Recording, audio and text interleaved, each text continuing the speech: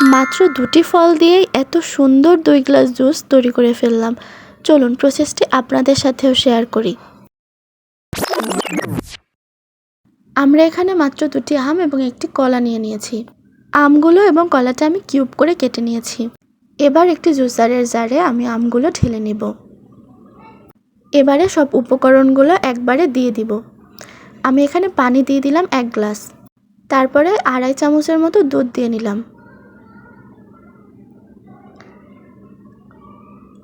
দেন চিনি দিলাম। এবারে এক পলকেই ব্লেন্ড করে নিয়ে চলে এলাম। আমাদের জুস বানানো শেষ। এবারে আমরা গ্লাসে ঢেলে নেব।